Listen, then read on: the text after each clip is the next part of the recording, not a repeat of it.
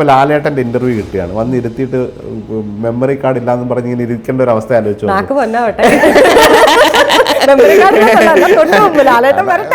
വരുമല്ലോ, അവരൊക്കെ വരാൻ എപ്പോഴെങ്കിലും വരും. ഫിഷ് നിർമ്മാണം ഭയങ്കര കൂറയാണ്. ഞാൻ പറയുന്നുണ്ടോ? പ്ലീസ്, എനിക്കറിയാവുന്ന കാര്യങ്ങൾ തന്നെയല്ലേ പറയുന്നത്. ഇത് പറയാനാണ് ഒരുപാട് കാര്യങ്ങൾ ഇതിനെക്കുറിച്ച് പറയാനുണ്ട്. ഈ പ്രൈസും കാര്യങ്ങളും ഒക്കെ ഇടയ്ക്കിടയ്ക്ക് ആദ്യകാലത്ത് ഭയങ്കരമായിട്ടുണ്ടായിരുന്നു. ഇപ്പോൾ അത് വളരെ വളരെ കുറഞ്ഞു. അപ്പോൾ ആളുകൾക്ക് അത് എന്നാലും പുതിയ പുതിയ ആൾക്കാർ വരുമ്പോൾ അവരിത് കാണും. അപ്പോൾ അവരുടെ ഒരു എക്സ്പെക്റ്റേഷനിൽ ഇതെന്തോ കൊള്ളലാഭം ഉണ്ടാക്കി കൊണ്ടുപോകുന്ന ഒരു ബിസിനസ്സാണ്, ഇങ്ങനെ എന്തോ ഒരു നിർവ്വാണം എന്ന് പറഞ്ഞൊരു സാധനം വെച്ച് തേങ്ങാപ്പാൽ ഒഴിച്ചിട്ട് പൈസ വാങ്ങിച്ചുകൊണ്ട് പോവുകയാണെന്നുള്ള ഒരു കാഴ്ചപ്പാടിലൊക്കെ ആളുകൾ പലതും പറയും. ചില സമയം നമ്മളെ തോൽപ്പിക്കാൻ വേണ്ടി എത്രയോ പേര് ഇപ്പോഴും പറയുമല്ലോ. ഇന്നാളെ ഒരു ലേറ്റസ്റ്റ് എന്തോ ഞാനൊരു കൾണറി ഇൻസ്റ്റിറ്റ്യൂട്ട്, ഒരു ഇൻസ്റ്റിറ്റ്യൂട്ട് തുടങ്ങാന്നൊക്കെ പറയുന്നത് അത്ര എളുപ്പമുള്ളൊരു കാര്യമില്ല. അതൊക്കെ ചെയ്ത് നമ്മൾ ഇതിൻ്റെ ഇടയിൽ അതൊക്കെ ചെയ്ത് അതിനകത്ത് ഒന്നുമില്ലല്ലോ നീ ഒരു പണ്ടാരിയല്ലേ എന്ന രീതിയിൽ അവരുടെ ഒരു ഫ്രസ്ട്രേഷൻ ആയിരിക്കാം. അതും ഞാൻ ഇപ്പോൾ അത് കാണുമ്പോൾ നമുക്ക് സന്തോഷമാണ്, അങ്ങനെയും പറയട്ടെ. ആദ്യമൊക്കെ കേൾക്കുമ്പോൾ നമുക്ക് വിഷമം വരും. ഇപ്പം ബ്രിട്ടീഷുകാരോട് വന്ന് ഇൻ്റർവ്യൂ എടുത്തപ്പോഴേ അവരൊരു കാര്യം ചെയ്യിച്ചിരുന്നു. അതായത് ഓരോ റെസിപ്പി ഉണ്ടാക്കുമ്പോൾ എഴുതിപ്പിച്ചു. അതെ, അത് ഞാനും ഞെട്ടിപ്പോയൊരു കാര്യമാണ്. മനസ്സിലായി, ഇങ്ങനെ എഴുതി ചെയ്യുന്നത്. ഇപ്പം നമ്മളിപ്പം ഒരു ഷെഫിന്നിപ്പം ഒരു സാധനം ഉണ്ടാക്കി നോക്ക്, അത് ഭയങ്കര ടേസ്റ്റാണ്. ഒരു 6 മാസം കഴിഞ്ഞിട്ട് അത് വീണ്ടും ഉണ്ടാക്കണം സെയിം സാധനം.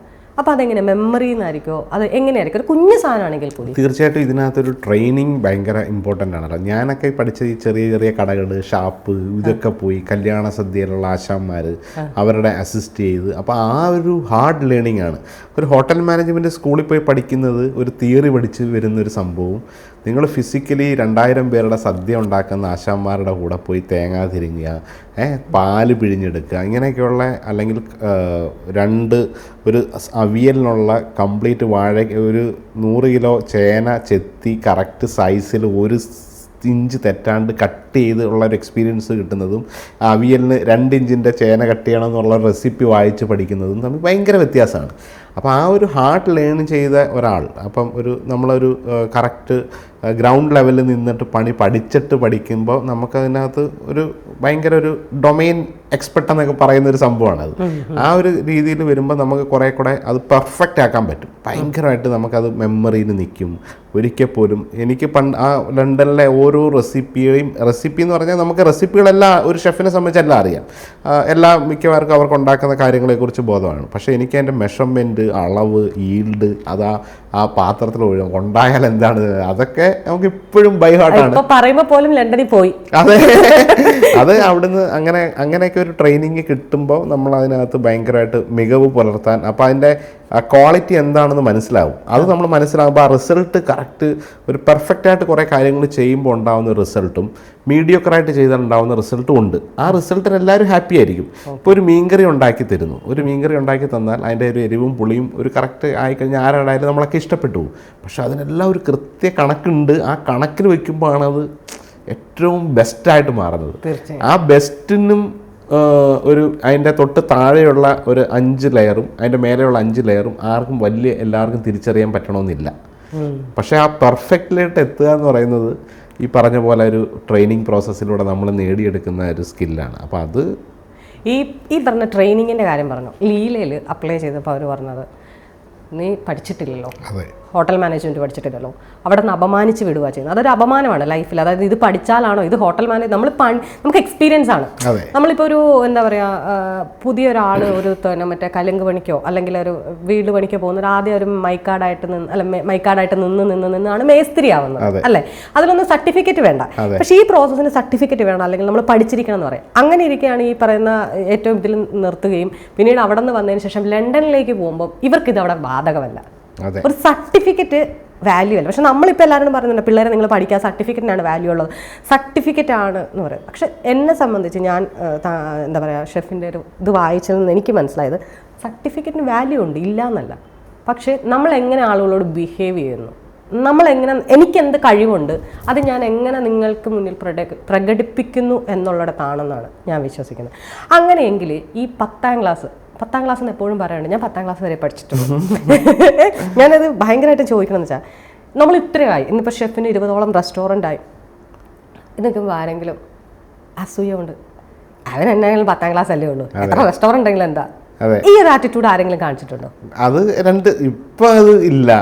ഒരിടയ്ക്ക് ഇപ്പം അത് മാറി. ആളുകൾ നിങ്ങളൊരു കാര്യം അച്ചീവ് ചെയ്ത, അല്ലെങ്കിൽ നിങ്ങൾ മറ്റൊരാൾ ചെയ്യാൻ പറ്റാത്ത കാര്യങ്ങളപ്പോൾ അച്ചീവ് ചെയ്യുക. ഇപ്പോൾ ശരണ്യയുടെ ഒരു എക്സ്പീരിയൻസ് പറഞ്ഞു. ഒരു ആങ്കറായിട്ട് മാറുക എന്നുള്ളൊരു ഭയങ്കരമായ ഒരു അഭിനിവേശത്തിൻ്റെ പുറത്ത് പല സൂപ്പർ മാർക്കറ്റിൽ ഉള്ളി തൊലിച്ചുകൊണ്ടിരുന്ന ജോലി ചെയ്യുമ്പോഴും ഒരു ആങ്കറായിട്ട് മാറണം, അല്ലെങ്കിൽ നിറത്തിൻ്റെ പേരിൽ ഞാൻ ചിലപ്പോൾ എനിക്ക് ഫസ്റ്റ് പ്രയോറിറ്റി കിട്ടിയില്ലെങ്കിൽ പോലും അതിനകത്ത് വേറിട്ട് നിന്ന ഒരു കാര്യമില്ലേ, അതേപോലെ തന്നെയാണ്. അപ്പോൾ ഇത് നമ്മൾ ചെയ്യുന്നതിൻ്റെ ഇടയിൽ പല അപമാനങ്ങളും പല റിജക്ഷൻസും എല്ലാം ഇതിൻ്റെ ഇങ്ങനെ വരുന്നവർക്ക് ഇതൊക്കെ ഫേസ് ചെയ്തേ പറ്റുള്ളൂ.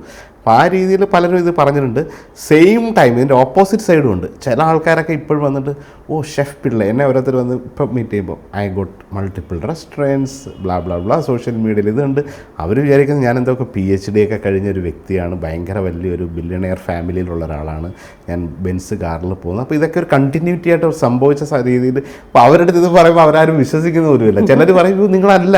അപ്പോൾ ഞാനിങ്ങനെ ആധികാരികമായിട്ടൊക്കെ ഇപ്പം ചിലർക്കൊരു എക്സ്പെക്റ്റേഷൻ ഉണ്ടല്ലോ, സ്കൂളിലൊരു സാധാരണ ഒരു ഗ്രാമത്തിലൊരു സർക്കാർ സ്കൂളിൽ 10ാം ക്ലാസ് വരെ പഠിച്ച ഒരാളുടെ ഭൗതിക നിലവാരം വെച്ചിട്ടുള്ള ഒരു സംഭവത്തിന് ഞാനിങ്ങനെയൊക്കെ ചില കാര്യങ്ങളൊക്കെ നമ്മൾ പിന്നീട് വായനയിലൂടെയൊക്കെ കിട്ടിയ നേട്ടമായിരിക്കും. ഇതൊക്കെ പറയുമ്പോൾ ഇവരുടെ വിചാരം ഞാൻ ഭയങ്കരമായ എന്തൊക്കെയോ അക്കാഡമിക് ക്വാളിഫിക്കേഷനൊക്കെ ആയിട്ട് ഭയങ്കര റിസർച്ചൊക്കെ കഴിഞ്ഞൊരു വ്യക്തിയാണ്.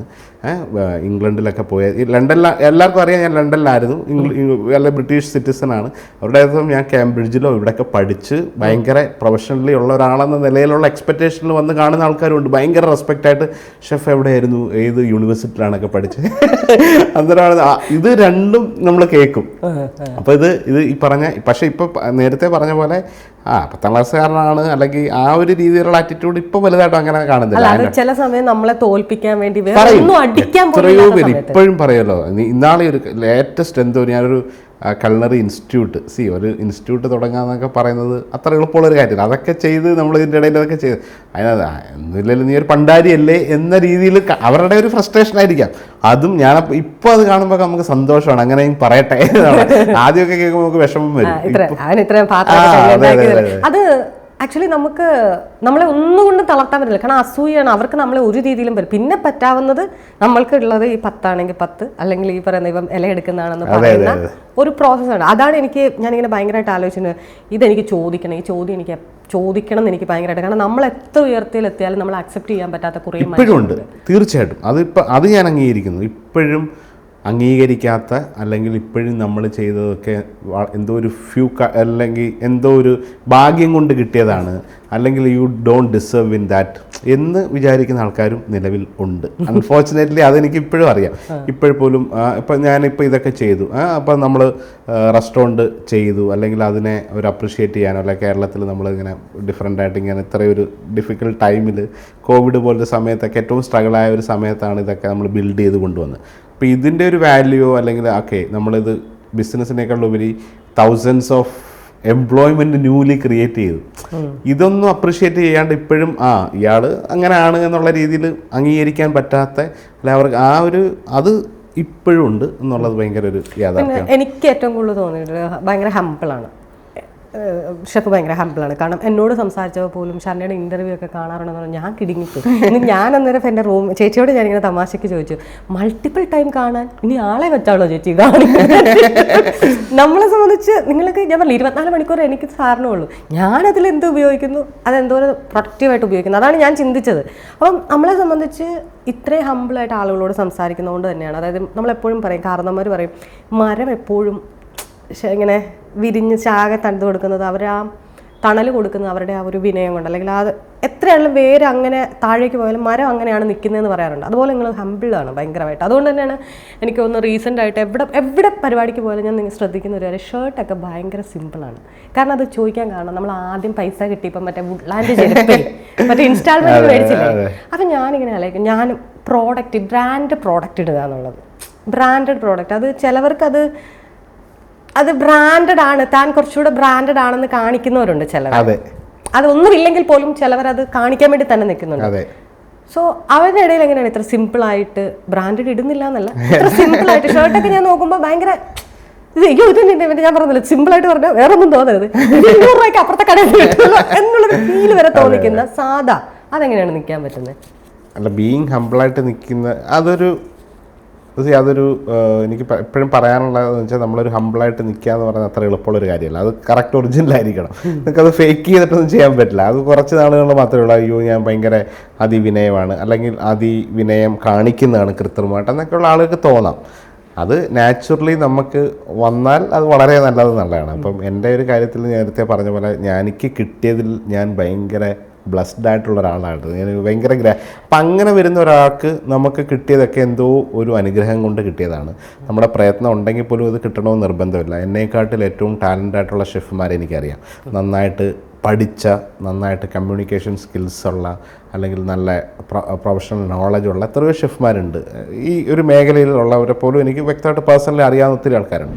അപ്പോൾ അവർക്കൊന്നും കിട്ടാത്ത കുറേ കാര്യങ്ങളൊക്കെ എനിക്ക് കിട്ടിയല്ലോ.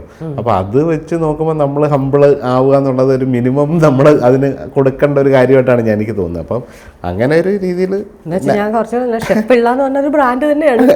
ബ്രാൻഡിന്റെ മേളിൽ വേറെ ബ്രാൻഡ് വരണ്ട എന്നൊന്നും ഇല്ലല്ലോ അല്ലേ? അങ്ങനെ ഒന്നുമില്ല. ചുമ്മാ ഇത് പറഞ്ഞ പോലെയാണ്. ഇപ്പം ലാസ്റ്റ് വേടന്റെ എവിടെ ഒരു പരിപാടി ചെന്നിട്ട് വേടനെ ഓടിച്ചെന്ന് കെട്ടിപ്പിടിക്കുന്ന ഒരു വീഡിയോ ഞാൻ ഞെട്ടി.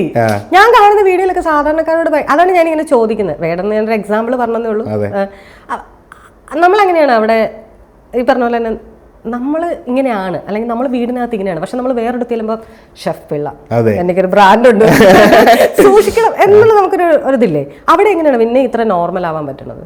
അവിടെ അതാണ് നേരത്തെ പറഞ്ഞത്, നമുക്ക് ആ ഒരു ചിന്തയിൽ ഞാൻ എൻ്റെ അടുത്ത് ഒത്തിരി പേര് ചോദിക്കുന്ന ഒരു കാര്യമാണ്. നിങ്ങളിങ്ങനെ സിമ്പിളായിട്ടൊക്കെ എല്ലായിടത്തും പോകും. ചില ഇപ്പം കഴിഞ്ഞ ആഴ്ച മെനഞ്ഞാന്ന് ഞാൻ ഇങ്ങനെ ഇവിടുന്ന് ട്രിവാൻഡ്രത്ത് പോകുമായിരുന്നു നമ്മുടെ റെസ്റ്റോറൻറ്റ്. അപ്പോൾ പോകുന്ന സ്ഥലത്ത് ഒരു ചായക്കടയിൽ ഞങ്ങൾ രാത്രി ഡ്രൈവ് ചെയ്ത് പോയി. ഹരിപ്പാടിനടുത്തുള്ള ഒരു തട്ടുകടയിൽ വിശന്നു. അവിടെ ആ ചായ ചേട്ടന്മാർക്കറിയില്ല. ഞാൻ പോയി ദോശയൊക്കെ ചുട്ടു. വീഡിയോ ഒക്കെ ഞാൻ ചേട്ടാ ഞാൻ ചുട്ട് ഞാൻ തിന്നോളാം. അപ്പോൾ അവരിങ്ങനെ വണ്ടറടിച്ചിരിക്കണം, ഇയാൾ എന്തിനാണ് ഇതൊക്കെ ചെയ്യുന്നത്? ഞാൻ തന്നെ എന്നിട്ട് എൻ്റെ വീഡിയോ ഒക്കെ ഇട്ടത്. അത് കഴിഞ്ഞ് അവിടെ കഴിച്ചുകൊണ്ടിരുന്ന രണ്ടുപേരും ഞെട്ടിണിട്ട് ഇത് ഷെഫല്ലേ എന്ന് പറഞ്ഞിട്ട്. അപ്പോൾ ആ ചേട്ടൻ തന്നെ അറിയേയില്ല. ആ പുള്ളി അവിടെ സ്വന്തം ഒരു പ്രാരാബ്ദം പോലെ കച്ചവടം ചെയ്തുകൊണ്ടിരിക്കുന്ന ഒരു പാവം മനുഷ്യൻ. അപ്പോൾ ഈ പുള്ളിക്ക് തന്നെ അപ്പോൾ ഇവരെല്ലാവരും എൻ്റെ വന്ന് എൻ്റെ ഫോട്ടോ എടുക്കുന്നു, ഇതൊക്കെ കഴിക്കുന്നു. ഞാൻ എന്നിട്ട് എൻ്റെ വീഡിയോ ഒക്കെ എടുത്ത് പോസ്റ്റ് ചെയ്തു. അപ്പോൾ ആ ചേട്ടന് അറിയേയില്ല ഞാൻ ഷെഫാണെന്നോ അല്ലെങ്കിൽ ഇന്ന ആളാണ് വന്നതെന്നോ. ഞാൻ എന്നിട്ട് ആ വീഡിയോ ഇട്ട് പുള്ളിയെ കാണിച്ച് അത് കഴിഞ്ഞ് പുള്ളിയുടെ മകൻ അവർ ലണ്ടനിൽ എവിടെയോ ഷെഫാണ് പോലും, അവരൊക്കെ അത് കണ്ടു എന്നൊക്കെ പറഞ്ഞ് എന്നെ വിളിച്ചാൽ മെസ്സേജ് കണ്ടു. അപ്പോൾ ഇത് സിമ്പിളായിട്ട് പോയി അങ്ങ് ചെയ്യുന്നു എന്നുള്ളതാണ്. അപ്പോൾ അവർക്ക് ആ ചേട്ടന് ഒരിക്കലും അറിയുന്നില്ല ഞാൻ ഷെഫാണെന്നോ അല്ല ഇങ്ങനെ ഒരാളാണെന്നോ അറിയില്ല. അത് പോയി കഴിഞ്ഞപ്പോഴാണ് പുള്ളിക്ക് ഭയങ്കര ഞെട്ടലായതും. മറ്റേ അവിടെ ഇരുന്ന് എൻ്റെ കൂടെ ഇപ്പോൾ ഇരുന്ന് കഴിച്ചവർ അവർ ഹരിപ്പാടുള്ള അവർ നമ്മുടെ റെസ്റ്റോറൻറ്റ് എപ്പോഴും പോയി കഴിക്കുന്നതാണ്. അവർക്ക് വിശ്വസിക്കാൻ പറ്റുന്നില്ല. അവർ പിന്നെ വന്ന് എൻ്റെ ഫോട്ടോ ഒക്കെ എടുത്തപ്പോഴാണ് ഈ ചേട്ടന് മനസ്സിലായത്. അപ്പം ഈ പറഞ്ഞ പോലെ മറ്റേ ലണ്ടനിലേക്കുള്ള വിളി വന്നപ്പോഴാണ് ഭാര്യ ഗർഭിണിയാണെന്ന് അവർ പറയുവാണ്. ഗേൾ ആയിരിക്കും, അത് പ്രോസ്പെരിറ്റി കൊണ്ടുവരണം, ഐശ്വര്യം. അപ്പൊ ഞാൻ ചില ആൾക്കാരെ കാണുമ്പോൾ നിങ്ങൾക്ക് പെങ്കൊച്ചായിരിക്കും കേട്ടോ എന്നെ എന്താണെന്നറിയില്ല, നമ്മുടെ നാക്കോണ്ട് അങ്ങ് പറഞ്ഞു പോകും. ഞാൻ ഓൾറെഡി നടക്കാറുമുണ്ട്.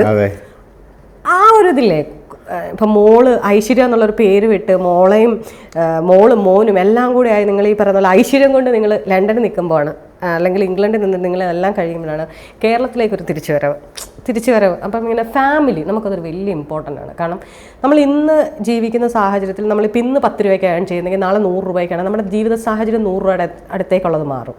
അങ്ങനെ നിൽക്കുമ്പോൾ അതെല്ലാം മാറ്റി കേരളത്തിലേക്ക് ഒരു തിരിച്ചുവരവിന് എങ്ങനെയാണ് ഫാമിലി എങ്ങനെയാണ് നോക്കിക്കണ്ടത്? അതൊരു ഭയങ്കര ഒരിക്കലും അത് സംഭവിക്കാൻ പാടില്ലാത്ത കാര്യമാണ് എൻ്റെ ലൈഫിലുണ്ടായിരിക്കുന്നത്. അപ്പോൾ പ്രത്യേകിച്ച് ഞാൻ നേരത്തെ പറഞ്ഞ പോലെ ലണ്ടനിൽ നമ്മളൊരു രാജ്യത്ത് പോകുന്നു, മൈഗ്രേറ്റ് ചെയ്യുന്നു. ആദ്യത്തെ ഒരു 5 വർഷം സ്ട്രഗിളിങ് ആയിരിക്കും. നമ്മളൊന്ന് രക്ഷപ്പെട്ട് അവിടെ ജോലിയൊക്കെ ആയി. അതിപ്പോൾ നിങ്ങൾ ഗൾഫിൽ പോയാലും ദുബായ് പോയാലും ഇതാണ് അവസ്ഥ, ഓസ്ട്രേലിയയിൽ പോയാലും ഇതാണ് അവസ്ഥ. ഫസ്റ്റ് പോകുന്നു, ജോലി കിട്ടുന്നു, അവിടെ നിന്ന് പോകുന്നു, ആ രാജ്യത്തെ കാര്യങ്ങളൊക്കെ മനസ്സിലാക്കുന്നു. നമ്മളൊന്ന് സെറ്റാവാൻ മിനിമം ഒരു 5 ഇയർ ടൈം നമ്മൾ സ്പെൻഡ് ചെയ്യണം. എന്നാലാണ് ഒരു ബേസിക്. നെക്സ്റ്റ് ഒരു 5 ഇയർ കുറച്ചുകൂടെ ഒരു കംഫർട്ടായിട്ട് നമ്മൾ അവിടുത്തെ എല്ലാ കാര്യങ്ങളൊക്കെ ആ രാജ്യം എന്താണെന്ന് മനസ്സിലാക്കും, ഓപ്പർച്യൂണിറ്റി എന്താണെന്ന് മനസ്സിലാവും, കാര്യങ്ങൾ മനസ്സിലാവും, ഒരുപാട് ബന്ധങ്ങൾ ആ രാജ്യത്ത് നമ്മൾ ബിൽഡ് ചെയ്യും, ഒരുപാട് ഫ്രണ്ട്സും സുഹൃത്തുക്കളൊക്കെ ആയി 10 ഇയേഴ്സ് കഴിയും. നെക്സ്റ്റ് ഒരു 5 ഇയറിലാണ് നമുക്ക് അതിൻ്റെ എല്ലാ റിസൾട്ടും കിട്ടുക. ഒരു 10 വർഷം സ്പെൻഡ് ചെയ്യുമ്പോൾ പിന്നെ നിങ്ങളവിടെ ജോലി, കംഫർട്ട്, നിങ്ങളുടെ സമയം, നിങ്ങൾക്ക് ഏറ്റവും ആ ഒരു 10 വർഷം കൊണ്ട് നിങ്ങളെ വൺ ഓഫ് ദ ബെസ്റ്റ് മൂമെൻറ്റിൽ ഒരു കഴിവുള്ള ഒരാൾ എത്തപ്പെടും. അവരുടെ ലൈഫിൽ ആ ഒരു പ്രോഗ്രസ് ഉണ്ടാവും. 15th ഒരു ഇതിനൊക്കെ മുമ്പേ സംഭവിച്ചേക്കാം. ഒരു നോർമൽ പ്രാക്ടീസിലാണ് ഞാൻ ഈ പറഞ്ഞ ആ 5 വർഷത്തെ ഒരു പീരീഡ്. 5th ഇയർ, നെക്സ്റ്റ് 5 ഇയറിലാണ് എൻ്റെ ഫൈനൽ റിസൾട്ട് വരും. അപ്പോഴത്തേക്ക് ഒരു 15 വർഷം ഒരാളുടെ മെയിൻ ലൈഫ്. അപ്പോഴത്തേക്ക് നിങ്ങളുടെ കുട്ടികൾ വലുതാവുന്നു, അവർ പഠിക്കുന്നു, പിന്നെ ആ ഒരു ലൈഫ് ഓഫ് പ്രോഗ്രസ് ആണ് അവർ കൊണ്ടുവരുന്ന പ്രോസ്പെരിറ്റി, അല്ല അവർ കൊണ്ടുവരുന്ന ജീവിതത്തിൽ. അങ്ങനെയാണ് ഓരോ കുടുംബങ്ങളൊക്കെ ഞാൻ കാണുന്നതുമല്ല. അപ്പോൾ ഈ 15th ഇയറിലാണ് ഇതെല്ലാം സംഭവിച്ച് ഏറ്റവും ബെസ്റ്റായിട്ട് ഞങ്ങളെ ഭയങ്കര സ്ട്രഗിൾ ചെയ്ത സമയമുണ്ട്. ലണ്ടനിൽ ഞാനിങ്ങനെ പോയി, ആദ്യത്തെ ജോലി, അപ്പോൾ ഒരു ശമ്പളം, അപ്പോൾ അന്നൊന്നും ഫാമിലി ഒന്നും കൊണ്ടുപോകാനുള്ള ഒരു ഓപ്പർച്യൂണിറ്റി ഒന്നുമില്ല. പക്ഷേ ഞാൻ ആ റിസ്ക് എടുത്ത് എൻ്റെ വൈഫിനെ കൊണ്ടുവന്നു, മോളുമായിട്ട് വരുന്നു, ഒരു പാകിസ്ഥാനി ഫാമിലിയുടെ കൂടെ ഷെയർ ചെയ്യുന്നു. 1200 പൗണ്ട് ശമ്പളം, അതിൻ്റെ പകുതി വാടക കൊടുക്കണം. ഒരു റൂമിൽ ഞങ്ങളിങ്ങനെ ഷെയർ ചെയ്ത് ജീവിച്ച് അങ്ങനെ ഡെവലപ്പായി രണ്ടാമത്തെ കുട്ടി ജനിക്കുന്നു. അങ്ങനെയൊക്കെ വന്നത് തന്നെയാണ്. അപ്പോൾ ഈ 15th ഇയറൊക്കെ ആയപ്പോഴാണ് ഈ പറഞ്ഞ വലിയൊരു കമ്പനിയുടെ മെയിൻ ഷെഫാവുന്നു, ഭാര്യയ്ക്ക് അവിടെ ജോലി വരുന്നു, പിള്ളേരൊക്കെ പഠിക്കുന്നു, എല്ലാം നല്ല സുഖ സമയത്ത് തിരിച്ച് നാട്ടിലേക്ക് ആരും വരില്ല ആ ഒരു ടൈമിൽ. അത് 40 വയസ്സാണ് അന്ന്. 40-42 വയസ്സെന്നൊക്കെ പറയുന്നത് ഷെഫിനെ സംബന്ധിച്ച് ഏറ്റവും ബെസ്റ്റ് ടൈം തുടങ്ങാൻ പോവാണ്. ആ ഒരു ടൈമിൽ എല്ലാം അച്ചീവ് ചെയ്തു. അപ്പോൾ ഓൾറെഡി BBC മാസ്റ്റർ ഷെഫിലെത്തി, അത്യാവശ്യം സോഷ്യൽ മീഡിയയിലൊക്കെ ഒരു ഇൻഫ്ലുവൻസർ എന്ന നിലയിലെത്തി, കമ്പനിയിലെ ഏറ്റവും ബെസ്റ്റ് ജോബ്, എന്ത് വേണമെങ്കിലും ചെയ്യാം എന്നുള്ള നിലയിലേക്ക് എത്തുമ്പോഴാണ് അത് വേണ്ട, കുറച്ചാണെങ്കിൽ നാട്ടിൽ വരാമെന്ന് പറഞ്ഞ ഡിസിഷൻ. അപ്പം ആ സമയത്ത് ഭാര്യമാർ അല്ലെ മക്കളൊക്കെ പറയില്ല ഞങ്ങൾക്ക് നാട്ടിൽ വരണ്ടെന്നാണ് ഒട്ടുമിക്ക 90% ആർക്കും പറയാം. അപ്പോൾ ആ ഒരു സമയത്ത് ഞാനിങ്ങനെ ഒരു ഡിസിഷൻ പറഞ്ഞു. അവർ ഒരു ചോദ്യവും പറഞ്ഞില്ല. അത് നമ്മളെന്താണോ പറഞ്ഞത് അവർക്കറിയാം നമ്മളവരെ പ്രൊട്ടക്റ്റ് ചെയ്യുന്നതാണ്, അല്ലെങ്കിൽ അവരെ നല്ലതായിരിക്കും കൊണ്ടുപോകുന്നുള്ളൊരു വിശ്വാസത്തിന് കണ്ണടച്ച്, അല്ലെങ്കിൽ വേണമെങ്കിൽ അവരൊന്ന് പറഞ്ഞാൽ എനിക്ക് ഒരിക്കലും നിർബന്ധിച്ച് കൊണ്ടുവരാനൊന്നും പറ്റില്ല ഇംഗ്ലണ്ടിലെ നിയമപ്രകാരം. അപ്പോൾ അവിടെ അവർ ഈവനൊരു കുട്ടി ഫോൺ ചെയ്ത് പറഞ്ഞാൽ മതി എൻ്റെ പാരൻ്റ് എന്നെ ഫോഴ്സ് ചെയ്യാണ് നാട്ടിൽ കൊണ്ടുവന്ന് പറഞ്ഞാൽ തീർന്നു, പ്രശ്നമാണ്. അപ്പോൾ അത് ഡൊമസ്റ്റിക് വയലൻസിനകത്ത് വരുന്നതാണ്. മോള് പോലും ഇപ്പോൾ ഒരു കുട്ടി പറയാണ് എന്നെ ഫോഴ്സ് ചെയ്യാണ് എൻ്റെ പാരൻസ് എനിക്കിവിടെ ഇംഗ്ലണ്ടിൽ. അവരൊന്നാമത് അവിടെ സിറ്റിസൺ ആയില്ലെങ്കിൽ, ഒരു സ്റ്റുഡൻ്റായിട്ട് പോയ ഒരു പാരൻറ്റിൻ്റെ കുട്ടി പറഞ്ഞാൽ പോലും അത് വലിയ പ്രശ്നമാണ്. പ്രത്യേകിച്ച് പിന്നെ അവർ അവിടുത്തെ സിറ്റിസൺസാണ്, അവിടെ ജനിച്ചു വളർന്നവരാണ്. അപ്പോൾ ആ ഒരു സമയത്ത് ഇവരെല്ലാവരും വരുന്നു, ഹാപ്പി ആവുന്നു, കാര്യങ്ങളൊക്കെ നടക്കുന്നത്. അപ്പോൾ അതൊക്കെ അതും ഈ ബ്ലെസ്സിങ്ങിന്റെ ഭാഗമാണ്. അല്ല, കുടുംബം നമുക്ക് ഭയങ്കരമാണ്. നമ്മളെല്ലാം അടി പതറുന്നതും അവിടെയാണ്. തീർച്ചയായും കട്ടക്ക് നിൽക്കുന്നതും കട്ടക്ക് നിൽക്കാത്തതും അടി പതറുന്നത് അവിടെ കൊണ്ടാണ് ശരിക്കും. ഇപ്പം ഈ പറഞ്ഞതുപോലെ ഈ ടിപ്സിന്റെ കാര്യം പറയുന്നുണ്ട് സാർ തന്നെ പറയുന്നുണ്ട്. വിദേശ രാജ്യങ്ങളിൽ ടിപ്സ് ഒരു ആളുകൾ കൊടുക്കും, അവരുടെ നിർബന്ധമാണ്. പക്ഷെ ഞാൻ ആസ് എ പേഴ്സൺ പറയട്ടെ, എനിക്കിപ്പോൾ ഒരു ആഗ്രഹമുണ്ട്. ഇപ്പൊ ഞാൻ സിമ്പിളായിട്ട് പറഞ്ഞാൽ എനിക്കിപ്പോൾ അത്യാവശ്യം നല്ലൊരു റെസ്റ്റോറൻറ്റ് കയറി കഴിക്കണം എന്ന് ആഗ്രഹമുണ്ട്. എന്റെ ലൈനുള്ള പൈസയേ ഉള്ളൂ. ഓക്കെ, അപ്പൊ ഞാൻ കയറിയിട്ട് ഞാൻ ടിപ്പ് കൊടുക്കാൻ എനിക്ക് ആ സമയം എനിക്കങ്ങ് ഭയങ്കര വിഷമമാണ്. കൊടുക്കാനില്ലല്ലോ. എന്ത് 10 രൂപ കൊടുക്കാനാണെങ്കിലും നാണക്കേട്, ചില്ലറ വെക്കാൻ നാണക്കേട്, അതൊരു മൈൻഡാണ്. ഇനിയിപ്പോ അതിൽ എൻ്റെ ഒരു ചോദ്യം ഇതാണ്, നമ്മളെ ചിലപ്പോൾ ചിലവർ ടിപ്സിന് വേണ്ടിയിട്ട് ചിലവർ നന്നായിട്ട് ട്രീറ്റ് ചെയ്യും, അല്ലാത്തവർ നല്ല ബിഹേവിയർ ഉള്ളവർ അല്ലാണ്ട് അതൊക്കെ ടിപ്പൊന്നും ഒരു പ്രശ്നമല്ല, നന്നായിട്ട് ബിഹേവ് ചെയ്യും. ഞാൻ എപ്പോഴും ആലോചിക്കുന്നത് ഇവര് പ്രാകാറുണ്ടോ ടിപ്പ് കൊടുക്കാതെ പോരുമ്പോ നമ്മളിങ്ങനെ അവനെ ഞാൻ അത്രയും നന്നായിട്ട് അങ്ങനെ ചെയ്യാറുണ്ടോ? അതൊരു അത് വേണമെങ്കിൽ അങ്ങനെ അവർക്ക് തോന്നാം. കാരണം അതൊരു സർവീസിന്റെ ഭാഗമാകുമ്പം അത് നമ്മുടെ നാട്ടിൽ അത് ടിപ്സ് എന്ന് പറയുമ്പോൾ ഒരു സർവീസ് ചെയ്യുമ്പം നിങ്ങളൊരു ഫുഡ് ഒരു റെസ്റ്റോറൻറ്റിൽ വരുന്നു, മെനുവിൽ നോക്കുന്നു, ഓർഡർ ചെയ്യുന്നു, നിങ്ങൾക്ക് അത് കൊണ്ടുവന്ന് തരിക അവരുടെ ഒരു ജോബിന്റെ പാർട്ടാണ്. അവർക്ക് അതിനൊരു സാലറി ഉണ്ട്. നിങ്ങളുടെ ജോലിയാണല്ലോ അത് ജോലി. പക്ഷെ അത് കഴിഞ്ഞിട്ട് ഈ ഒരു ഫുഡ് എന്ന് പറഞ്ഞ ഒരു സാധനത്തിലാണ് ഇപ്പോൾ ഈ ടിപ്സ് കൊടുക്കുക എന്ന് പറയുന്നത്. ഈ ഹോസ്പിറ്റാലിറ്റിയിലാണല്ലോ ഏറ്റവും കൂടുതലുള്ളത്. അവർക്കൊരു എക്സ്ട്രാ ഓർഡിനറി സർവീസ് നമുക്ക് ചെയ്യാണ്. ഹൗസ് കീപ്പിംഗ് ചെയ്യുമ്പോഴോ അല്ലെ ഫ്രണ്ട് ഓഫീസിൽ നിങ്ങളുടെ പെട്ടി പിടിച്ചു കൊണ്ടുവന്ന് വയ്ക്കുന്നത്, അല്ലെ വാലറ്റ് പാക്കിൽ ഒരു സല്യൂട്ട് അടിക്കുന്നവർക്കൊക്കെ കിട്ടുന്ന ഒരു സംഭവമാണിത്. കൂടുതലും ഈ സെർവ് ചെയ്യുന്നവർക്കാണ് ഫുഡ് കൊടുക്കുക. അപ്പോൾ അത് അവർ എക്സ്പെക്ട് ചെയ്യും. അപ്പോൾ അത് നല്ല സർവീസാണെന്ന് തോന്നിയാൽ കൊടുക്കുക എന്നുള്ളതാണ്. നമ്മൾ ചില ഹോട്ടലുകളിലൊക്കെ പോയാൽ നമ്മൾ റൂം പോയി, കേരളത്തിനകത്തല്ല കേരളത്തിന് വെളിയിലൊക്കെ പോയാൽ അവർ പൈസ പറയും, പൈസ തരണം എന്ന് പറഞ്ഞു തന്നെ അവർ അത് വേണേൽ കൊടുക്കാതിരിക്കാം, പറഞ്ഞാൽ കൊടുക്കരുത്. അല്ല, ഞാൻ എപ്പോഴും പക്ഷെ അത് US പോയാൽ, ഇപ്പം നിങ്ങളിതൊക്കെ പോയാൽ ഇപ്പോൾ US ഒരു ടിപ്പ് എന്ന് പറഞ്ഞാൽ ഒരു കമ്പൽസറി ആയിട്ടുള്ളൊരു കാര്യമാണ്. സർവീസിന്റെ ഒരു ബില്ലിന്റെ 10% മിനിമം ദേ എക്സ്പെക്ട്. തന്നില്ലെങ്കിൽ അവർ ചോദിക്കുമെന്ന് വേർ ഇസ് മൈ ടിപ്പ് എന്നൊക്കെ ചോദിക്കുന്ന റെസ്റ്റോറൻറ്റ്സ് ഉണ്ട്. അതൊരു മാൻഡേറ്ററി ആയിട്ട് ചെയ്യുന്ന സ്ഥലങ്ങളുണ്ട്. അപ്പൊ ശരിക്കും ഫുഡിന്റെ മെനുവിന്റെ കാശ് മാത്രമല്ല എക്സ്ട്രാ കാശ് ആണെങ്കിൽ കൊടുത്താൽ ഒരു സെർവറിന് ഒരാൾക്ക് കൊടുത്താൽ അവർ നമ്മുടെ ആ ഒരു എക്സ്പീരിയൻസ് കുറച്ചുകൂടെ ബെറ്റർ ആക്കും. ഒരു തവണ നിങ്ങളൊരു റെഗുലർ ഗസ്റ്റ് ആണ്, നിങ്ങളിന്ന് പോയിട്ട് പുഞ്ചിരി മാത്രം അങ്ങനെ അതല്ല ടിപ്സ് ഇപ്പോൾ ഒരു നിങ്ങൾ വാട്ട് എവർ എമൗണ്ട് കൊടുത്തു, അപ്പോൾ അവർ ഐഡന്റിഫൈ ഈ ഗസ്റ്റ് തന്നു. നെക്സ്റ്റ് ടൈമിൽ അവരുടെ ഒരു ഓവറോൾ എക്സ്പീരിയൻസ് ഭയങ്കര ആ വെയിറ്ററാണ് നിങ്ങളെ കണ്ടാൽ, അല്ലെങ്കിൽ അയാളുടെ വേറെ ടേബിൾ ആണെങ്കിലും നിങ്ങളെ കാണുമ്പോൾ സർ മാഡം ഇവിടെ വരും എൻ്റെ ടേബിളിൽ വന്നിരിക്കും എന്ന് പറഞ്ഞ് ആനയിച്ച് കൊണ്ടിരുത്തും. ഇരുത്തിയിട്ട് നിങ്ങളിപ്പോൾ ഒരു മെനു ഓർഡർ ചെയ്യുമ്പോൾ അവർ റെക്കമെൻഡ് ചെയ്യും, സാർ വേണ്ട ഇത്ര 2 ഐറ്റം വേണ്ട, ഇത് തികയും കേട്ടാ. അങ്ങനെയുള്ള കുറെ ഒരു നാച്ചുറലി അവരിങ്ങനെ വരും. അതൊക്കെ അതല്ലാതെ ടിപ്സ് കൊടുത്തില്ലെങ്കിലും ചെയ്യുന്ന ആൾക്കാരുണ്ട്, കൊടുത്താലും ചെയ്യുന്നവരുണ്ട്. അല്ല ഞാനിങ്ങനെ എനിക്ക് എപ്പോഴും തോന്നി ഇവര് പ്രാഗോ, എപ്പോഴും പ്രാഗൊന്നുമില്ല, they expect something, അത്രേ ഉള്ളൂ. ഇപ്പം നമ്മൾ കേരളത്തിൽ വന്നു, നമ്മൾ റെസ്റ്റോറൻറ്റ് മറ്റേ കോവിഡിന്റെ സമയത്ത് നമ്മൾ തുടങ്ങി. ഇപ്പം റെസ്റ്റോറൻറ്റ് അതിന് മുന്നേ നിങ്ങൾ മറ്റേ ബാംഗ്ലൂർ ഫസ്റ്റ് ഇട്ടില്ലേ, രണ്ടാമത്തെ കരച്ചില് എനിക്കത് ഫീൽ ചെയ്തു കേട്ടോ. കാരണം വെച്ചാൽ ഞാൻ പോലുവേ ഇത് കേൾക്കുന്നതോടെ മുന്നേ വരെ ഈ കഥ, അതായത് ഷെഫ് പിള്ള റെസ്റ്റോറൻറ്റ് തുടങ്ങുന്നതിന് മുമ്പ് ജസ്റ്റ് ഒരു ഓണത്തിന്റെ സദ്യ വിളമ്പാൻ വേണ്ടിയിട്ടുള്ള രീതിയിൽ ഒരു നമ്മൾ ഈ പറഞ്ഞ പോലെ അന്നൊന്നും ഒരു ടെക്നോളജി ഇല്ലാണ്ട് പേപ്പറും പേനയിലും എഴുതി നിങ്ങൾ കീപ്പ് ചെയ്തിട്ട് സദ്യ കൊടുക്കാൻ പറ്റാതെ വന്നല്ലോ. സദ്യ കൊടുക്കാൻ പറ്റാതെ വന്നപ്പോൾ നമുക്ക് ഭയങ്കര നമ്മൾ അപമാനം മാത്രമല്ല, ഇത് കാര്യം അറിയാതെയാണല്ലോ ഇവർ നമ്മളെ ഇത് ചെയ്യുന്നത്. അതായത് ഇവർക്കറിയില്ല നമ്മൾക്ക് എന്തുണ്ടോ ഇല്ലയോ എന്നുള്ളത് ഇവിടെ നമുക്കറിയില്ല. അവർക്ക് കിട്ടിയില്ല, ആ ഫുഡ് കിട്ടിയില്ല, അതൊരു വലിയ ക്രൈമാണ്, നമ്മൾ ചെയ്തത് ക്രൈമാണ്, നമുക്ക് ന്യായീകരിക്കാനേ പറ്റില്ല. ഇപ്പൊ പോലും നമ്മുടെ വീഡിയോയിൽ ഇവിടെ എന്ത് നടന്നാലും ഔട്ട് പോകുമ്പോൾ ഞാൻ പറയുവാണ്, അയ്യോ അതല്ല ഷെഫിലേക്ക് അന്ന് ഇത്തിരി വയ്യായിരുന്നു, അതുകൊണ്ട് അതൊന്നും പറയാൻ പറ്റില്ല, എനിക്ക് ഇതിന്റെ കൂടെ വോയിസ് ഓവർ ഇടാൻ പറ്റില്ല. മനസ്സിലായോ? നമ്മൾ എന്ത് പ്രോഡക്റ്റ് കൊടുക്കുന്നോ നല്ല പ്രോഡക്റ്റ് നമ്മൾ കൊടുക്കണം. അങ്ങനെ ആ ഒരു സംഭവം ഉണ്ടായില്ല മറ്റേ ബാംഗ്ലൂർ വെച്ചിട്ട് അപ്പം ഞാൻ ഈ റീസെന്റ് ആയിട്ട് ഇങ്ങനെ ആൾക്കാർ ഈ കഴിഞ്ഞിടെ ബുക്ക് ചെയ്തിരുന്നു, മറ്റേ ഈ ഓണത്തിന് ബുക്ക് ചെയ്തിട്ട് കുറെ പേർക്ക് കിട്ടിയില്ല. അവരിങ്ങനെ ദേഷ്യപ്പെട്ടു, ഭയങ്കരമായിട്ടും ദേഷ്യപ്പെട്ടു. അപ്പം ഞാൻ ആലോചിച്ചു, അല്ല ഇവർക്കൊക്കെ വീട്ടിലുണ്ടാക്കി കഴിച്ചുകൂടെ? ഞാനിങ്ങനെ പെട്ടെന്ന് ഇങ്ങനെ ചിന്തിച്ചു. പിന്നെ ഞാൻ ആലോചിച്ചു, ഇല്ല പണ്ടത്തെ പോലെയല്ല ഇപ്പം റീൽസ് എടുക്കണം, അല്ലെങ്കിൽ നമുക്കൊരു ടൈമില്ല, നമ്മളും അതൊക്കെ മാറി ബിസിയാണല്ലോ. അപ്പം ഞാൻ പെട്ടെന്ന് ഇങ്ങനെ ഈ ഒരു കഥ കേട്ടപ്പോൾ അത് ഞാനെന്നാ പറഞ്ഞത് മോശമായി കേട്ടോ. അതിന് നിങ്ങൾ എടുക്കുന്നൊരു എഫേർട്ട് ഉണ്ട്, അതിന് ഞാൻ റെസ്പെക്ട് ചെയ്യാതെയാണ് പറഞ്ഞത്. മനസ്സിലായോ? ആ ഒരു ദിവസം തിരിച്ചറിഞ്ഞത് ബിസിനസ്സിൽ എന്ത് ചെയ്യരുത് ചെയ്യണം എന്നാണ്. തീർച്ചയായിട്ടും അത് നമ്മൾ ചെയ്യാൻ പറ്റുന്ന കുറേ കാര്യങ്ങളാണ് കൃത്യമായിട്ട് ചെയ്യേണ്ടത്. പിന്നെ നമ്മളൊരു ഡെലിവറബിൾ ചെയ്യാവുന്ന ഏറ്റാൽ അത് ചെയ്യാൻ വേണ്ടിയിട്ടുള്ള എല്ലാ എഫർട്ടും ചെയ്യാം. പക്ഷെ അന്ന് എല്ലാ എഫർട്ടും ചെയ്തിട്ട് പോലും സാഹചര്യങ്ങളുടെ പ്രശ്നങ്ങൾ കൊണ്ട് മാത്രമാണ് അന്നത്തെ അതന്നെ എൻ്റെ ലൈഫിൽ നമ്മളൊരു പ്രൊഫഷണലി ഏറ്റവും എന്നെ പേഴ്സണലി വേദനിപ്പിച്ച ഒരു ദിവസം അത് മാത്രമാണ്. അല്ല എൻ്റെ അടുത്ത് എപ്പോഴും പല ഇൻ്റർവ്യൂവിലും ചോദിക്കും, ഷെഫ് കിച്ചണിൽ നിങ്ങൾക്ക് ഏറ്റവും അങ്ങനെ ടച്ച് വുഡ് അങ്ങനെ വലുതായിട്ട് ഭയങ്കര ട്രാജഡി ആയിട്ടുള്ള കാര്യങ്ങളൊന്നും എനിക്ക് അങ്ങനെ ഉണ്ടാവുകയോ അല്ലെ നമ്മളുണ്ടാവാത്ത വെറുതെ ഇല്ലാത്ത ഉണ്ടാക്കി അങ്ങനെയൊക്കെ ഉണ്ടായിരുന്നെന്ന് പറയേണ്ട കാര്യമില്ല. അങ്ങനെയൊന്നും വലിയ ടെൻസായിട്ടുള്ള മൂമെൻറ്റ്സ് ഒക്കെ ഉണ്ടായിട്ടുണ്ട്. ഇപ്പോൾ വലിയൊരു സർവീസിൻ്റെ ഇടയിൽ പെട്ടെന്ന് പവറൊക്കെ പോയിട്ട് ഫുഡെല്ലാം നിർത്തിയിട്ട് പിന്നെ വീണ്ടും അങ്ങനെയൊക്കെയുള്ള ഇൻസിഡൻ്റ് ഒക്കെ ഉണ്ടായിട്ടുണ്ട്. That is part and Parson. അല്ലാതെ വലിയൊരു മേജർ സംഭവം ഉണ്ടല്ലോ. പക്ഷേ എൻ്റെ ഒരു പ്രൊഫഷണൽ ലൈഫിൽ ഒരു ഷെഫ് എന്ന നിലയിൽ നമുക്കൊരു ഏറ്റവും അതും ആദ്യമായിട്ട് സ്വന്തമായിട്ട് ബിസിനസ് ചെയ്യാൻ തുടങ്ങുന്നത് നിങ്ങളുടെ ആദ്യത്തെ സ്റ്റാർട്ടപ്പ് കമ്പനിയിൽ ഫസ്റ്റ് ഡേയിൽ ഗസ്റ്റിനെയൊക്കെ വിളിച്ചിരുത്തിയിട്ട് ക്യാമറ വർക്ക് ചെയ്തില്ല എന്നൊക്കെ പറയുന്ന അവസ്ഥയൊന്നും ആലോചിച്ച് നോക്കല്ല. ഇതേപോലെ ഇപ്പോൾ ലാലേട്ടൻ്റെ ഇൻ്റർവ്യൂ കിട്ടുകയാണ്, വന്ന് ഇരുത്തിയിട്ട് മെമ്മറി കാർഡ് ഇല്ലാന്നും പറഞ്ഞ് ഇങ്ങനെ ഇരിക്കേണ്ട ഒരു അവസ്ഥ ആലോചിച്ചു.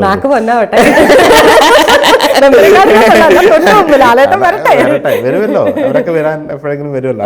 ഞാൻ പറയാം അതേപോലൊക്കെ ഞാൻ ജസ്റ്റ് ഉദാഹരണം പറയാം. അങ്ങനെ നമ്മൾ എല്ലാം ഞാൻ അത് വായിച്ചപ്പോൾ എനിക്കതാ തോന്നി, നമ്മളൊരു ബിസിനസ് പ്രതീക്ഷയിൽ അർപ്പിച്ച് നമ്മൾ അവിടെയാണ് തിരിച്ചറിയുന്നത് നമ്മൾ എന്ത് ബിസിനസ്സിൽ ചെയ്യരുത് ചെയ്യണം. അതെ, അതാണ് ഞാൻ ചോദിച്ചത്. എങ്ങനെയാണ് നമ്മൾ ഇനി നമ്മൾ ബിസിനസ് തുടങ്ങുകയാണെങ്കിൽ എന്താണ് ആദ്യമേ ഫസ്റ്റ് ചെയ്യേണ്ടത്? അല്ല ഫസ്റ്റ് ഇപ്പോൾ അതിനുശേഷം എത്രയോ 4 ഓണം കഴിഞ്ഞു, അതെല്ലാം വളരെ മനോഹരമായിട്ടൊക്കെ പോയി. അന്നത്തെ ആ ഒരു എക്സ്പീരിയൻസ് അത് എനിക്ക് തോന്നുന്നത് നമുക്കൊരു തിരിച്ചറിവ് കൂടെ തന്നെയാണല്ലോ. തുടങ്ങുന്നതിന് മുന്നേ തന്നെ ഒരു വലിയൊരു ഫെയിലിയറിൽ കൂടെയാണ് നമ്മൾ മുന്നേറിയത് തുടക്കം തന്നെ. അപ്പം അതുണ്ടാക്കിയ അപ്പോൾ സെക്കൻഡ് നമ്മൾ ആ റെസ്റ്റോറൻ്റായിട്ട് തുടങ്ങിയ സമയത്ത് തന്നെ എന്തൊക്കെ ചെയ്യാൻ പാടില്ല ഒരു പെർഫെക്റ്റ് ആയിട്ട് ചെയ്യാനുള്ള ഒരു സംഭവം വരികയൊക്കെ ചെയ്തു. അപ്പോൾ അത് എനിക്ക് തോന്നുന്നത് നല്ലതിനായിരുന്നു എന്നുള്ളതാണ് ഇപ്പൊ കാണുന്നത്. തീർച്ചയായും. അല്ലെങ്കിൽ നമ്മൾ ഇടയ്ക്ക് വെച്ചാണ് അടിപതറിയെങ്കിലുണ്ടല്ലോ നമ്മളുടെ ബ്രാൻഡേ പോയേനെ. തീർച്ചയായിട്ടും. ഇതിപ്പം ആദ്യമേ തന്നെ അല്ല അന്ന് പോയ പോലാണ്. അന്ന് എത്രയാണ് അന്ന് വരുന്ന ആൾക്കാരുടെ കമന്റ്സും ചീത്തവിളിയും ഫോണും അതും ഇതൊക്കെ നമുക്കൊരിക്കലും ആ ഒരു പ്രഷർ ആ സിറ്റുവേഷൻ മനസ്സിലാവും. പിന്നെ ഇനി നമ്മള് ഇപ്പൊ ഈ പറഞ്ഞ പോലെ ഇങ്ങോട്ട് വന്നു, കേരളത്തിൽ ഇപ്പൊ ഇത്രയും റെസ്റ്റോറന്റ് തുടങ്ങി. ഇപ്പം ഫിഷ് നിർവാണയാണ് എല്ലാവരും പറയുന്നത്. ഷെഫ് പിള്ള എന്ന് പറഞ്ഞാൽ നിർവാണയാണ് അവർക്കൊരു ഇതെന്ന് പറയുന്നത്. അപ്പം ഈ കഴിഞ്ഞിടെയും ആരോ ഒരാൾ ഇങ്ങനെ ഫേസ്ബുക്കിൽ ഞാൻ കണ്ടാണ് ഫിഷ് നിർവ്വാണ ഭയങ്കര കൂറയാണ്. ഞാൻ പറയുന്നുണ്ടെന്ന് തോന്നുന്നു. പ്ലീസ്, എനിക്കറിയാവുന്ന കാര്യങ്ങൾ തന്നെയല്ലേ പറയുന്നത്. ഇതിനാണ് ഇത്രയും രൂപ എന്നൊക്കെ ചോദിച്ചു. ഇങ്ങനെ ഒരു കമന്റും ഒരു പോസ്റ്റും ഒക്കെ കണ്ടു. പിന്നെ ബില്ലൊക്കെ പലപ്പോഴും ആളുകൾ എടുത്തിട്ടിട്ട് ഇതിന് വില ഇത്രയാണ് എന്നൊക്കെ പറയുന്നുണ്ട്. ശരിക്കും ഇത് എങ്ങനെയാണ് അതിപ്പോൾ എങ്ങനെയാണ് അവർ ആ മൈൻഡ് സെറ്റിൽ എഴുതിയെന്ന് എനിക്കറിയില്ല. ഒരു പ്രോഡക്റ്റ് വിൽക്കുന്ന ഒരു അല്ലെങ്കിൽ എന്താ പറയുക ഒരു ഓണർ എന്ന നിലയിൽ എൻ്റെ പ്രോഡക്റ്റിൻ്റെ ക്വാളിറ്റി കൊണ്ടാണ് ഞാൻ ഇതിനെ ഈ രീതിയിൽ വിളിക്കുന്നത് അല്ലെങ്കിൽ ഈ രീതിയിൽ പ്രൈസ് ഇടുന്നതെന്ന് എങ്ങനെയാണ് അതിനെക്കുറിച്ച് പറയാൻ പറ്റുന്നത്? തീർച്ചയായിട്ടും. അപ്പോൾ ഈ ഒരു ഇത് പറയാനാണ് ഒരുപാട് കാര്യങ്ങൾ ഇതിനെക്കുറിച്ച് പറയാനുണ്ട്. ഈ പ്രൈസും കാര്യങ്ങളും ഒക്കെ ഇടയ്ക്കിടയ്ക്ക് ആദ്യകാലത്ത് ഭയങ്കരമായിട്ടുണ്ടായിരുന്നു. ഇപ്പോൾ അത് വളരെ വളരെ കുറഞ്ഞു. അപ്പോൾ ആളുകൾക്ക് അത് എന്നാലും പുതിയ ആൾക്കാർ വരുമ്പോൾ അവരിത് കാണും. അപ്പോൾ അവരുടെ ഒരു എക്സ്പെക്റ്റേഷനിൽ ഇതെന്തോ കൊള്ളലാഭം ഉണ്ടാക്കി കൊണ്ടുപോകുന്ന ഒരു ബിസിനസ്സാണ്, ഇങ്ങനെ എന്തോ ഒരു നിർവ്വാണം എന്ന് പറഞ്ഞ സാധനം വെച്ച് തേങ്ങാപ്പാൽ ഒഴിച്ചിട്ട് പൈസ വാങ്ങിച്ചുകൊണ്ട് പോവുകയാണെന്നുള്ള ഒരു കാഴ്ചപ്പാടിലൊക്കെ ആളുകൾ പലതും പറയും. ഫോട്ടോ ഇടും, ഇടയ്ക്ക് ഇങ്ങനെ നെഗറ്റീവ് വരും. ഇപ്പോൾ നെഗറ്റീവിന് കൂടുതൽ ആളുകൾക്ക് താല്പര്യം ഉണ്ടെങ്കിൽ അത് കൂടുതൽ ഷെയർ ചെയ്യപ്പെടും.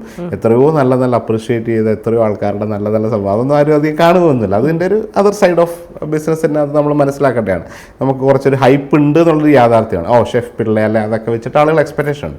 അപ്പോൾ അത്രയും തന്നെ അതിൻ്റെ നെഗറ്റീവ് സൈഡും ഉണ്ട്. അപ്പോൾ അത് നമ്മൾ രണ്ടും കണ്ടും കേട്ടും ആണ് പോവുക. ഈ കഴിഞ്ഞിടെ ഫേസ്ബുക്കിൽ നെഗറ്റീവിന്റെ കാര്യം പറഞ്ഞപ്പോൾ ഏതോ ഒരു സലൂണിന്റെ കണ്ടല്ലേ, ഫേസ്ബുക്കിൽ കണ്ടാണ് ഒരു സലൂണ് മറ്റേ താഴെയാണെന്ന്, അതിന്റെ മുടി പടരും എന്നൊക്കെ പറഞ്ഞു. അപ്പൊ ഇതേപോലെ തന്നെ ഒരു പോസ്റ്റ് ഇട്ടിരുന്നു ഷെഫ്, അതിന് ഒരു പോസ്റ്റ് ഇട്ടിരുന്നു. അപ്പൊ ഇതൊക്കെ എങ്ങനെയാണ് നോക്കിക്കാണുന്നത്? ഈ പറയുന്ന പോലെ തന്നെ നമ്മളുടെ മാർക്കറ്റിനെ ഇവരിങ്ങനെ നിരന്തരം എന്തെങ്കിലും പറഞ്ഞിങ്ങനെ നെഗറ്റീവ് പറഞ്ഞുകൊണ്ടേയിരിക്കും എന്നാണോ? തീർച്ചയായിട്ടും അതുണ്ട്. അതിൻ്റെ ഒരു നേരത്തെ പറഞ്ഞ പോലെ ഒരു അൺഫോർച്ചുനേറ്റ് ഇപ്പോൾ വേറൊരു റെസ്റ്റോറൻറ്റ് ഒരു XYZ ശരണ്യ ഇപ്പോൾ റെസ്റ്റോറൻറ്റ് ഇട്ട്, അതൊരിക്കലും ശരണ്യ എന്ന് പറഞ്ഞൊരു വ്യക്തിയല്ല. അല്ലെങ്കിൽ നിങ്ങളൊരു ലേഡി ഇൻവെസ്റ്റർ ആയിരുന്നു, നിങ്ങൾ കുറച്ച് പണം കൊണ്ട് വേറൊരു ബിസിനസ്സൊക്കെ ചെയ്ത് പബ്ലിക്കിൽ അത്രയൊന്നുമില്ല അത് റെസ്റ്റോറൻറ്റ് ചെയ്താൽ ആ റെസ്റ്റോറൻറ്റിലും ഇതേ ഇപ്പോൾ ഞാനൊരു റെസ്റ്റോറൻറ്റ് ചെയ്താലും സെയിം ഒരു മിസ്റ്റേക്കിന് രണ്ടും രണ്ട് വ്യാപ്തിയാണ് ഉണ്ടാവുക. അപ്പോൾ അതിനകത്ത് ആളുകൾ അത് മനസ്സിലാക്കില്ല. അപ്പോൾ നമ്മളുടെ റെസ്റ്റോറൻറ്റിൽ വരുന്ന ആളുകളുടെ ഒരു എക്സ്പെക്റ്റേഷൻ ഈസ് ടു ഹൈ ആണ് പലതും. അവരുടെ വിചാരം ഇത് ലോകത്തിലെ ഏറ്റവും അസാധ്യമായ ഭക്ഷണം അല്ലെങ്കിൽ അതൊന്നും സംഭവിക്കുന്ന കാര്യങ്ങളല്ല. അപ്പോൾ ആ രീതിയിൽ ഇതിനെ ആളുകൾ ആ ഒരു കാഴ്ചപ്പാടിൽ കാണുന്ന ഒരു രീതിയുണ്ട്. ഇപ്പോൾ ഈ പറഞ്ഞ പോലെ പ്രൈസ് ഇപ്പം ഒരു ഉദാഹരണത്തിന് ഇപ്പോൾ ഇവിടെ കൊച്ചിയിൽ മരടിൽ ഒരു റെസ്റ്റോറൻറ്റ് 30 വർഷമായിട്ട് പ്രവർത്തിക്കുകയാണ്. അയാളുടെ സ്വന്തം സ്ഥാപനമാണ്. അയാൾ 30 വർഷമായിട്ട് അദ്ദേഹം ആ റെസ്റ്റോറൻറ്റ് ഇങ്ങനെ ഒരു കുറേ കാലങ്ങൾ സ്ട്രഗിൾ ചെയ്ത് നല്ല രീതിയിലായി നല്ല ഫുഡും നല്ല കാര്യങ്ങളും ഒക്കെയാണ്. അവിടെ ഒരു മെനു ഉണ്ട്. അതേപോലെ റെസ്റ്റോറൻറ്റ് പുതിയതൊരെണ്ണം റീബിൽഡ് ചെയ്ത് ഇപ്പുറത്ത് വരികയാണ്.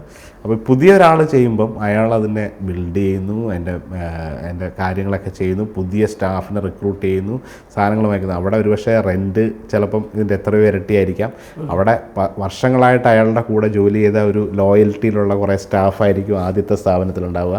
അപ്പോൾ അതേ മെനു അതേ സാധനം ഒരേ മാർക്കറ്റിൽ ഇയാൾക്ക് ഇതേ പ്രൈസ് വെച്ചാൽ പോലും അയാൾക്ക് ലോസാണ് ഇല്ലേ? അപ്പം അവിടെ ഇപ്പോൾ ആദ്യത്തെ ആ 30 വർഷമായ കടയിൽ അയാൾക്ക് അവിടുത്തെ പല കാര്യങ്ങളും ഇപ്പം 300 രൂപയ്ക്ക് ഒരു ചിക്കൻ കറി കൊടുക്കാൻ പറ്റിയാൽ അയാൾക്ക് ഒരു പ്രോഫിറ്റ് ഉണ്ടാവും. ഈ പുതിയ കടയിൽ ആ 300 രൂപ കൊടുത്ത അയാൾക്ക് അവിടെ അന്ന് തന്നെ ലോസായിരിക്കും. കാരണം അതിൻ്റെ റെൻറ്റ് വേറെയാണ്. ഇന്ന് വാങ്ങിച്ച ഒരു പുതിയൊരു ഷെഫിനെ കൊണ്ടുവരുമ്പോൾ അയാളുടെ ഇന്നത്തെ മാർക്കറ്റ് റേറ്റിലൊരു സാലറിയും അക്കോമഡേഷനും ഫെസിലിറ്റിയും ഒക്കെ കൊടുത്ത്, മറ്റേത് അന്ന് പണ്ടത്തെ ഒരു ചേട്ടൻ ഇപ്പോഴും തന്നെ അവിടെ വർക്ക് ചെയ്യുന്നുണ്ടാവും. അയാളുടെ വീട് വെച്ച് അയാൾ സ്വന്തമായിട്ടായിരിക്കും താമസം. അങ്ങനെയൊക്കെയുള്ള പല ഞാനൊരു ഉദാഹരണം പറയാം. അപ്പോൾ ആ ഒരു രീതിയിൽ ഈ ചിക്കൻ കറിക്ക് അയാൾ 300 രൂപ ഇട്ട് കഴിഞ്ഞാൽ ഇയാളുടെ അത് ലോസാണ്. അപ്പോൾ ഓരോന്നിനും ഓരോ പ്രൊഡക്റ്റിനും അവിടുത്തേതായ ഡിഫറൻസ് ഉണ്ടാകും. അവിടുത്തെ റെൻറ്റ് വേറെ ആയിരിക്കാം, അവിടുത്തെ ഫെസിലിറ്റി വേറെ ആയിരിക്കും. അത് വെച്ചിട്ടായിരിക്കും ഒരാളൊരു പ്രൈസ് പോയിന്റ് വരും. ഇത് end of the day it's A business, charity അല്ലല്ലോ ചെയ്യുന്നത്. അവിടെ ഒരു ടീം ഓഫ് പീപ്പിൾ വർക്ക് ചെയ്യുന്നുണ്ടാവും, അതിനെല്ലാം കറക്റ്റായിട്ട് പോകാൻ വേണ്ടിയിട്ടാണ്. അപ്പോൾ ആളുകളുടെ കൺസെപ്റ്റിൽ കമ്പാരിഷൻ വെച്ചിട്ട് ഓക്കെ എനിക്കിവിടെ കിട്ടുന്ന തട്ടുകടയിൽ കിട്ടുന്ന 100 രൂപയുടെ കറി നിങ്ങളവിടെ എന്തിന് 300 രൂപയ്ക്ക് ചാർജ് ചെയ്യുന്നു? അപ്പോൾ അവിടെ ഈ ഒരു ഡിഫറൻസുകൾ ആൾക്ക് അറിയാണ്ട് നമ്മളെ എപ്പോഴും ബ്ലെയിം ചെയ്യും. അതിൻ്റെ പാട്ടാണ്.